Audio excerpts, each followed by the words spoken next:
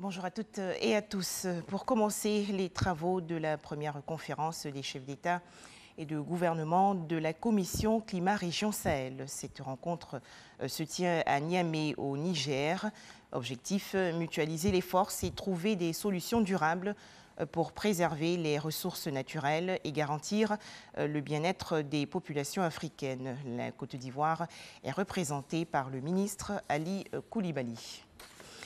Les États-Unis ont accordé la certification aux Carités ivoiriens, annonce faite récemment par Mariatou Koné, la ministre en charge de la lutte contre la pauvreté, et par Antonia Sodomon, la représentante ONU Femmes en Côte d'Ivoire. C'était au cours d'une audience le 21 février dernier. La lutte contre le sida en Côte d'Ivoire, un mémorandum comportant un projet visant à offrir des soins aux personnes vivant avec le VIH et résidant loin des centres de santé des régions des Grands Ponts, du Tonkwi, du Cavali et du Guémont a été signé récemment entre l'Agence nationale d'appui au développement rural et l'organisation non gouvernementale Akonda VS. On fait le point avec Sephora Zigui et Cheikh Koné. Ce mémorandum d'accord d'une durée de 9 mois renouvelable permettra aux deux structures de mettre en œuvre leur collaboration à travers des acquis techniques. Pour ce faire, l'Agence nationale d'appui au développement rural, ANADER, avec l'ONG Akonda VS, spécialisée dans la lutte contre le VIH-Sida, entendent proposer toutes les actions innovantes permettant d'atteindre les populations issues du milieu rural éloignées des centres de santé.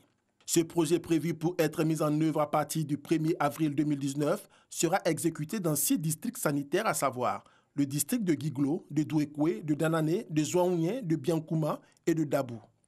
Pour Dr Touré Siaka, directeur exécutif d'Akonda VS, des défis majeurs se présentent aux acteurs de lutte contre le VIH-Sida afin de pouvoir avancer résolument vers les objectifs nationaux en matière de sensibilisation et de prise en charge des personnes vivant avec le VIH-Sida.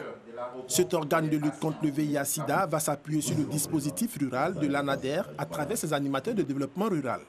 Notons que l'ANADER a bénéficié de 2005 à 2016 des financements du plan d'urgence du président américain pour la lutte contre le sida, PEPFAR. Ce programme vise, entre autres, à étendre les services de prévention, de conseil, de dépistage, des soins et soutien communautaire. Aussi, afin de pérenniser ses actions en matière de santé communautaire, l'ANADER a-t-elle mis en place depuis 2016 une direction du programme d'appui à la lutte contre les pandémies en milieu rural. La présidentielle au Sénégal, selon la Commission nationale de recensement des votes, les résultats provisoires officiels seront connus au mieux demain, mercredi. À noter toutefois que la procédure pourrait perdurer, si nécessaire, jusqu'à vendredi prochain. Le président gabonais a repris du service. Ali Bongo a ouvert sa journée de dimanche par une audience accordée au président des principales institutions du Gabon. L'ambiance était détendue et familiale. Détention au Nigeria, le principal parti de l'opposition a accusé hier le parti au pouvoir de manipuler les résultats des élections générales tenues ce samedi, alors que les résultats officiels n'ont pas été annoncés.